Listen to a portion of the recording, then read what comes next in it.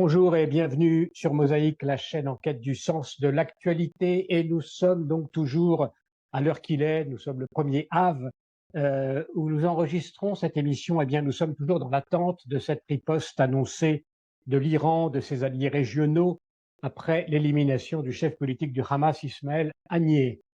Une attente donc qui pourrait être de courte durée, selon certaines informations, ou qui pourrait aussi bien se prolonger encore plusieurs jours. Quoi qu'il en soit, la période est pour le moins pesante, parfois éprouvante, pour certains angoissante, certains la vivent de manière plus sereine. Bref, il y a un moment historique bien particulier dans lequel nous nous situons. Et pour comprendre ce qui se passe finalement en nous, à ces moments-là, eh bien, nous avons le plaisir de retrouver le psychanalyste Daniel Sibony. Bonjour Daniel Sibony. Bonjour Antoine. Nous sommes très heureux de vous retrouver donc sur Mosaïque en ces temps difficiles. Finalement, qu'est-ce qu'une attente de cette nature avec l'impression que nous sommes à la veille d'un événement tout à fait fondamental, décisif, historique peut-être, produit sur notre psychisme, Daniel Sibony? Écoutez, tout dépend de la place où l'on se trouve, de la place déjà physique et mentale, mais j'ai l'impression que beaucoup gonflent l'inquiétude et l'angoisse par habitude, parce que c'est inquiétant. Et moi, je dis à ceux qui m'entourent et qui m'expriment leur inquiétude, je leur dis tout simplement que Israël n'est blessé profondément que lorsqu'il n'est pas prêt, et je suis sûr que lorsqu'il est prêt, il ne sera pas blessé comme il l'a été. C'est-à-dire que l'impréparation énorme qu'a été celle d'Israël avant le 7 octobre et nous a un petit peu perturbés dans la perception du danger. Lorsqu'Israël est prêt, il a réellement les moyens de se défendre. Je n'ai aucun doute là-dessus. Et donc, je suis très serein, bien que vous savez, j'ai été élevé dans la tradition et le début du mois de Av, c'est le mois du malheur. Et évidemment que tous ces mots-là scrutent le calendrier hébreu, c'est pathétique pour voir s'ils peuvent faire coïncider la destruction d'Israël avec celle du temple, des choses de cet ordre. Mais c'est de l'ordre de la superstition. Je répète, pour ce qui est des circonstances actuelles, et je veux dire ponctuelles, journalières, sur lesquelles on ne va pas s'attarder, et pour aller plutôt vers les fondamentaux. Et sur ces circonstances, Israël étant prêt, il n'y a pas d'angoisse à avoir. Il n'y a Oui. même pas d'inquiétude à avoir. Encore une fois, Israël s'est fait harponner, martyriser en retour de son inattention, de son impréparation, de sa volonté de n'être pas prêt, ce qui est encore plus grave dans Mm. la veille du 7 octobre. Et donc, il n'y a pas de commune mesure. Le danger qu'Israël a vécu le 7 octobre est incommensurable avec le danger qu'il encourt aujourd'hui. Comment on peut être sûr de cela, Daniel Sibony? Parce que précisément, on a été comme échaudé par cette faille sécuritaire du 7 octobre, alors que malgré tout, à l'époque, on pensait qu'il n'y avait pas de danger, que Israël était sorti du risque existentiel, comme on disait, et on s'est rendu compte que non. Et qu'est-ce qui nous garantit que cette fois-ci, il n'y a pas quand même aussi des risques que les choses tournent plus mal qu'elles ne pourraient tourner? Vous voyez, vous venez de redémontrer que vous n'avez pas encore perçu la différence de qualité entre ce qui s'est passé la veille et pendant le 7 octobre et ce qui se passe aujourd'hui, la veille d'une attaque face à laquelle toutes les forces tout l'État hébreu et toutes ses forces sont en état d'alerte, d'éveil. Ils préparent déjà la riposte à l'attaque qui va avoir lieu, tandis que le 7 octobre, c'était une nonchalance, une décision d'annuler un déni du danger possible. Donc, vous voyez une différence de qualité dans le mode de présence de l'individu Israël, du sujet historique Israël. Il y a une différence de qualité de présence qui est, encore une fois, énorme. Le 7 octobre, ce n'était pas une erreur de préparation, c'était une non-préparation volontaire. C'était pas une faille, c'était une béance, une absence, on avait vidé les lieux, tout simplement, et les autres ont pu entrer. Ça n'a aucune commune mesure Voilà, avec la situation actuelle. je crois que je vous ai mieux compris maintenant, Daniel C'est Simoni, plus clair. effectivement. Non, non, Voilà. mais c'est vrai Voilà. qu'on a toujours tendance à vouloir éventuellement être prudent, ne pas forcément penser que tout est en place. Mais il y a aussi quand même, malgré tout, pour aller un peu plus loin, essayer que vous nous rassuriez complètement, le risque que, bon, on sait très bien que certains missiles ou certaines roquettes peuvent tomber sur Israël, peuvent tomber sur des choses stratégiques, et il peut y avoir beaucoup de morts, il peut y avoir un événement tragique, quand bien même la préparation aurait été complète. Ça, Que là-dessus, il faut compter sur quoi? ça c'est sur je dirais, la préparation technique jointe à la préparation spirituelle. C'est-à-dire qu'il peut toujours y avoir une défaillance qui fait que des objectifs peuvent être atteints, très bien, ça arrive, mais c'est intégré dans les aléas d'une guerre technologique et ça n'a rien à voir avec le type de béance et de vide qu'il y avait le 7 octobre. Oui, il peut y avoir des fusées qui font impact. Très bien, c'est pas une partie de plaisir, mais ce que je dis, c'est que on ne va pas au massacre, on ne va pas à la catastrophe. Et si des gens gonflent la chose, c'est encore une fois pour mettre du fardeau sur Israël, pointé comme responsable d'un embrasement. Et, et oubliant qu'on parle d'embrasement régional, peut-être plus encore. Et on oublie complètement que ce sont les Iraniens qui attaquent, mais c'est Israël qui embrase, alors qu'il n'a fait que quoi? Il n'a fait qu'exécuter des dirigeants dont la fonction même, la raison d'être, est d'être préposés 24 heures sur 24 à la destruction de l'État juif, à la tuerie du plus grand nombre de juifs possible, ou bien, à défaut, à la mise d'une vaste région d'Israël au point mort, c'est-à-dire la rendre inhabitable, ce qui est le cas. Voilà. Israël a visé des individus de cet ordre et il se retrouve face à une riposte et face à sa capacité, à son défi aussi, de relever ces ripostes.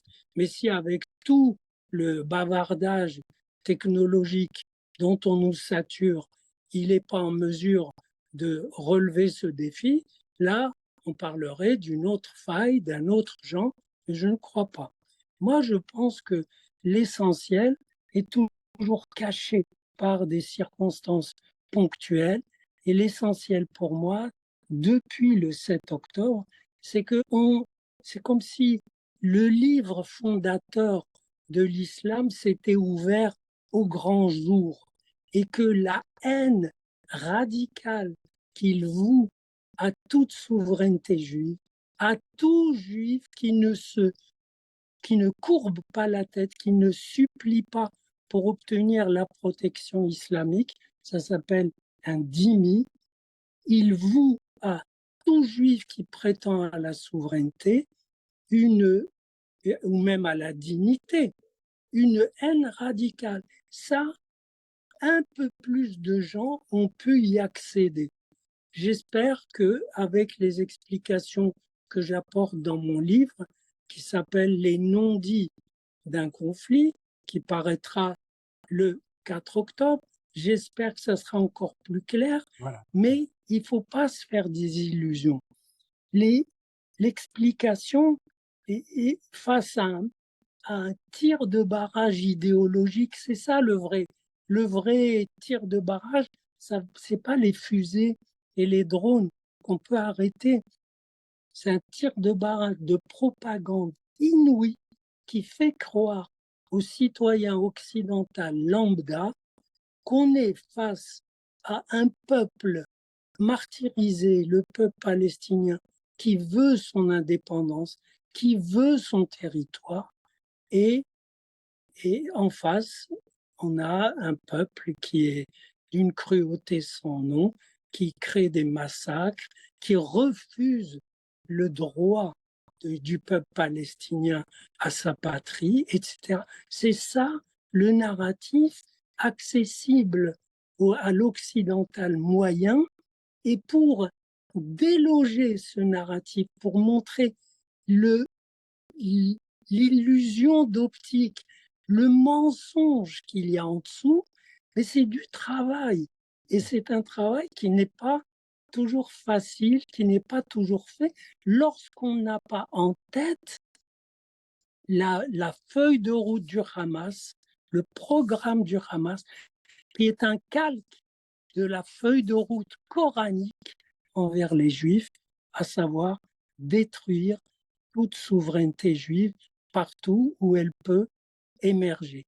Vous me direz, parce que des gens objectent, ils disent, oui, c'est bien joli ce que vous racontez, mais souvenez-vous quand même que ce n'est pas le monde arabe qui a fait la Shoah. Souvenez-vous que les Juifs, par centaines de milliers, ont vécu et ont survécu plutôt correctement dans le monde arabo-musulman.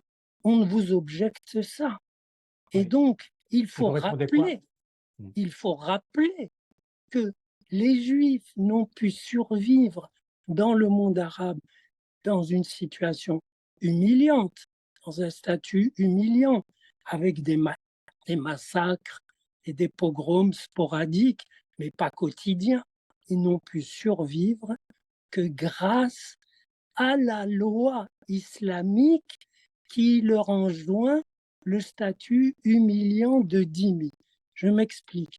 Lorsque Mohammed a conquis la dernière oasis juive en Arabie, Khaïbar, il en a massacré un bon nombre, mais il ne les a pas exterminés. Les survivants l'ont supplié pour qu'il leur laisse la vie sauve en échange d'un paiement régulier de l'impôt, et le Coran l'inscrit, c'est inscrit.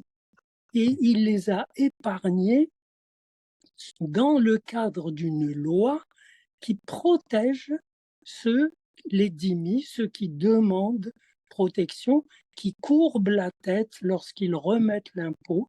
Et c'est ce qui s'est passé pendant des siècles. Donc les Juifs ont survécu en terre d'islam grâce au statut humiliant de dhimmi qui a été arraché à Mahomet, à Khaïbar, par les survivants du massacre qui a failli être exterminateur et qui ne l'a pas été grâce à cette loi. Donc, quand on ne connaît pas ça, on dit, ben, non, écoutez, vous racontez des bêtises. Regardez, et puis il y a eu des amitiés entre juifs et musulmans. Bien sûr qu'il y a eu des amitiés. Mettez des humains en train de vivre dans un coin, ils vont faire du commerce, ils vont échanger, ils vont se parler, ils vont devenir amis. Et seuls quelques irréductibles vont rappeler de temps en temps la haine coranique et s'offrir un pogrom ou un massacre, comme il y en a eu. Mais sinon, grâce à la loi au statut humiliant, les Juifs ont survécu en terre d'Israël. Mais les Juifs de l'État d'Israël ne bénéficient pas de cette loi islamique. Vous ne les voyez pas suppliant les États arabes de les protéger, moyennant un impôt. Donc, cette loi ne peut pas valoir. Et c'est pourquoi les irréductibles, les radicaux de l'islam sont affolés par la possibilité qui leur est offerte d'offrir à la Oumma le sacrifice de cette entité juive qui est toute ramassée sur un petit territoire. C'est l'affolement, moyennant quoi, et il y a quand même un phénomène étonnant et intéressant, c'est que pratiquement tous les États sunnites sont tenus par des pouvoirs forts et non seulement leurs États ne bougent pas contre Israël, mais ils ont laissé leur foule célébrer la haine coranique au moment du 7 octobre, pas plus. Tandis que l'État chiite, l'Iran, se veut le champion de cette mission coranique à l'adresse des Juifs. Il veut être le meilleur des musulmans. Il a pris en charge cette mission et il a disséminé tout autour de l'État hébreu des milices, des groupes, etc., des armes, avec le fantasme d'extermination. Et c'est un fantasme. Alors ça, on comprend que le livre dont vous parlez s'est ouvert pour la plupart des Juifs qui ne le voyaient pas forcément, mais on a l'impression que cette ouverture, elle est très ténue en Occident, c'est-à-dire que l'Occident, pour terminer sur ce point-là, l'Occident, malgré le fait que le livre soit ouvert, ne veut pas le voir ou fait mine de ne pas le voir. Pour quelle raison, Bien, vous pensez? bien sûr, parce que l'Occident, mais Biden est un exemple type du citoyen occidental éclairé qui veut quoi? Et qui veut la tranquillité, qui veut qu'il n'y ait pas de vagues. On ne va pas pointer aux musulmans qu'ils adorent un livre qui déteste les juifs et qui a programmé leur extermination, sauf s'ils se soumettent. On ne va pas faire ça, ça fait pas bon genre. Cela dit, c'est du mépris par rapport aux musulmans, parce qu'il y a une souffrance musulmane dont on parle rarement.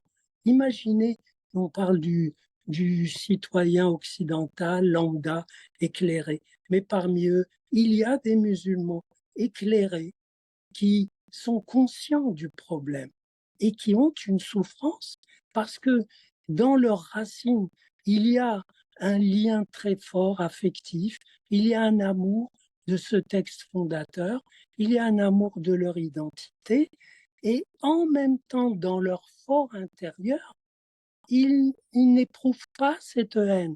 Ils vivent avec des juifs et des chrétiens et ils trouvent que ces gens sont plutôt corrects. Pourquoi programmer leur annihilation? Pourquoi programmer une guerre sans fin contre eux? C'est ça le programme. Donc, il y a une espèce, et ajouté à cela, un fait très intéressant, c'est que le christianisme s'est dilué dans la pensée droit de l'homiste occidentale, dans l'humanisme occidental. Il s'est dilué, ça veut dire que le programme chrétien est passé un peu dans les mœurs, à savoir, on vous attaque, bon, ne tendez pas l'autre joue, ça c'est excessif, mais ne créez aucune souffrance, supportez la souffrance que le destin vous a apportée, vous la supportez, mais vous n'en créez pas d'autre. L'autre ne doit pas souffrir à cause de vous. C'est de l'égoïsme si vous vous défendez en faisant souffrir d'autres. Oui, ça c'est un Évidemment, point très important pour montrer la oui, l'incompréhension qu'il peut y avoir dans l'attitude d'Israël qui consiste précisément à rejeter cette solution-là. mais bien, mais bien sûr. Et les Israéliens, c'est pas seulement que c'est des gens pragmatiques, des gens pratiques, mais des gens qui jouent l'existence et la dignité de leur pays. Ils peuvent pas s'offrir ce luxe que peut s'offrir en pensée le citoyen occidental, humanisto-chrétien. Et donc, et c'est évidemment, c'est ignorer l'effort de beaucoup de musulmans pour à la fois écarter cette haine, cacher cette haine, mais pour être un petit peu euh, se dégager de l'emprise de cette haine. Et donc, et en posant cette valeur absolue de la souffrance, valeur absolue capable de récuser toute vérité, toute vérité. C'est un basculement anthropologique dont l'Occident n'est pas encore conscient. Sachez que quand même, on philosophe sur la vérité depuis la nuit des temps, mais nous sommes entrés. Vous pouvez repréciser en quoi Ben, consiste ce basculement je vais le euh, préciser. Je vais le anthropologique. Oui. Oui, c'est que on philosophe sur la vérité. Est-ce que c'est la conformité au réel? Est-ce que c'est une construction? Est-ce que c'est la conformité à l'idée qu'on se fait de la réalité? Platon, etc. Et on n'a pas cessé de philosopher sur la vérité. Et on atterrit au début du XXe siècle sur le résultat étonnant, c'est que quelle que soit ta vérité, ou quelle que soit la vérité que tu soutiens en t'appuyant sur une réalité, elle est récusable si elle peut faire de la peine à quelqu'un, si elle peut faire souffrir quelqu'un. Et là, on n'est pas dans le régime de d'affronter la vérité, si pénible soit-elle. On n'est pas dans le régime de changer la réalité à partir d'une pensée sur la vérité. On est dans le régime de, de ne pas faire bobo à quelqu'un. C'est peut-être ça le régime bobo. C'est ne pas faire bobo, ne pas faire souffrir, ne pas faire de la peine. Mais les gens en question, à qui il ne faut pas faire de la peine, ils ont de la peine. Vous croyez que quand il y a un attentat au couteau, qu'on viole une fille, vous croyez que les citoyens musulmans éclairés, vous croyez qu'ils ils pensent simplement que not in my name, non, c'est pas ça, l'islam n'a rien à voir avec la violence, etc. Ça, c'est des slogans dépassés. Ils pensent qu'ils sont rattachés à une idéologie, à une pensée qui cautionne cette chose-là. Ils pensent qu'ils sont partiellement complices de cette chose-là. Et ça les fait souffrir. Et ils essayent de trouver le passage. Et les États arabes aussi essayent de trouver un passage et impératif, haineux, et l'impératif de vivre, parce qu'on est quand même là pour vivre. On n'est pas là pour réaliser des feuilles de route médiévales. Et ça, les musulmans le sentent et le savent, et pas seulement les juifs. Ouais. Et ça peut peut-être laisser un espoir pour la suite, finalement, pour un renversement de cette situation à un moment donné. Daniel Sibony, je voudrais qu'on revienne sur ce qui se passe aujourd'hui et sur la différence qu'il peut y avoir de perception entre les Juifs qui vivent en Galoute ou en France, par exemple, en exil, et les Israéliens. Dans la perception de ce qui se passe et de la menace et du danger, comment vous voyez cette différence qu'on a beaucoup soulignée par ailleurs? Je vais vous dire,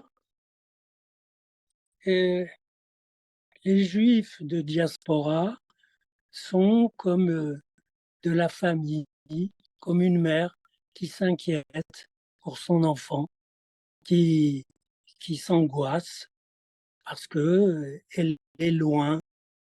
Et à côté, les jeunes Israéliens de Jérusalem, on m'a communiqué un sondage. Leur souci majeur en ce moment, c'est quoi?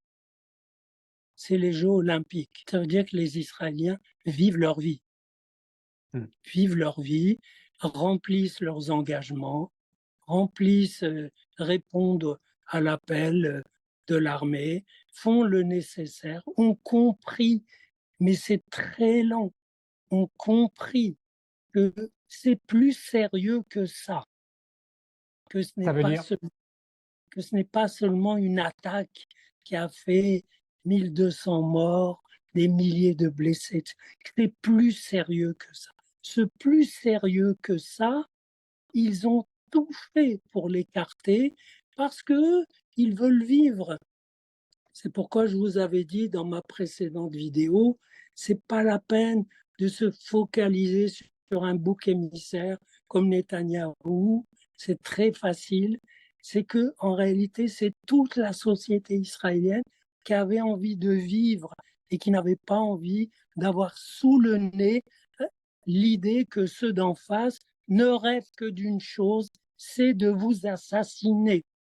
mmh, Donc, il faut, il faut être compréhensif. Donc, il y a une différence de perception, mais c'est clair que les deux se rejoignent dans un souci réel, profond, sur l'existence d'une souveraineté juive. Est-ce que cette existence est possible? Moi, je pense qu'elle l'est. Je pense que la lâcheté occidentale, fût-elle maximale, ne peut pas se permettre de ne pas être solidaire d'un petit État qui combat des forces pas tellement plus importantes, mais plus imposantes, mmh. disons. Ah, vous publiez à la rentrée, Daniel Siboni, on va terminer là-dessus, un livre donc qui s'intitule Le Proche-Orient après le 7 octobre, les non-dits d'un conflit, c'est aux éditions Intervalle. Euh, Finalement, de quel non-dit vous parlez? Vous en avez parlé un petit peu, mais quels sont ces non-dits du conflit en cours? Mais vous savez, je ne vais pas déflorer mon livre, Non, non, juste mais, pour nous donner envie de le mais, mais attendre. je peux vous dire que il y a, et vous savez, la réalité enrichit beaucoup la réflexion. Par exemple, la réflexion psychanalytique sur le non-dit, elle est très développée. Mais figurez-vous qu'elle ne l'est pas assez pour affronter les types de non-dits, les différents rapports au non-dit auxquels on assiste.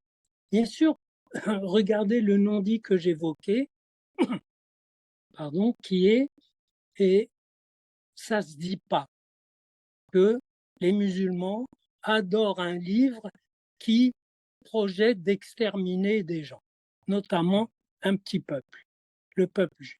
Ça se dit pas. Mais c'est à moitié refoulé. Ça se sait. Donc, le non-dit s'est décalé d'un cran. Ça se dit pas que ça se sait. Vous voyez, on est monté un cran au-dessus.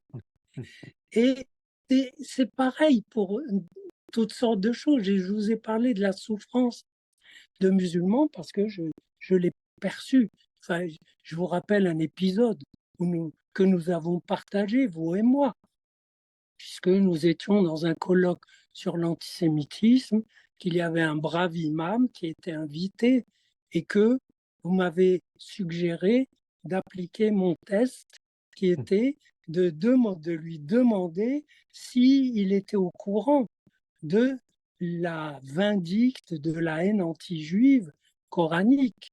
Et lui qui était venu pour parler contre le terrorisme, contre le djihad, a dit, mais il n'y a pas de haine coranique contre les juifs. Et je lui ai cité devant vous ce verset du Coran qui dit, la plupart des gens du livre, des juifs et chrétiens, sont des pervers. Vous le savez. Qu'a-t-il répondu? Il a répondu, vous savez le Coran mieux que moi. Je ne connais pas ce verset. Donc, il y a pour moi, il y a une souffrance là-dedans. Il y a une souffrance, mais elle est très, très protégée. Donc, il y a tout un éventail de non-dits qui fait que ce qui se dit est vraiment très amputé de la vérité. Moi, je pense qu'il y a un travail à faire envers l'opinion française, et notamment française, parce que c'est chez elle que le, le schéma colonial s'est emboîté le mieux. Vous voyez, à savoir, on a un pays colonisateur qui colonise la Cisjordanie et qui empêche le peuple algérien, pardon, le peuple palestinien d'accéder à son indépendance. C'était un faux lapsus pour dire qu'ils font, font coïncider les choses. Toute dernière. Oui, pour déloger ça, il faut un certain travail. Alors, toute dernière question, Daniel Sibouni, pour remettre ce que nous vivons en perspective historique. Est-ce qu'on peut parler aussi d'heure de vérité, de quelque chose qui se dévoile avec ce qui nous attend, ce qui viendra après toute cette guerre? Comment vous avez une vision de l'après-guerre? Qu'est-ce que ça aura impliqué? Moi, je vais vous dire, décidément, j'aurais beaucoup évoqué la souffrance arabe, mais c'est important pour mieux comprendre aussi le danger que court le peuple juif et, et la souffrance des Palestiniens, elle vient secondairement d'Israël. Elle vient secondairement des bombardements israéliens. La vraie souffrance des Palestiniens, elle vient de ce que, de façon mécanique, ils ont été désignés par la Houma pour être le fer de lance et l'exécuteur de la haine coranique des Juifs souverains. Comprenez?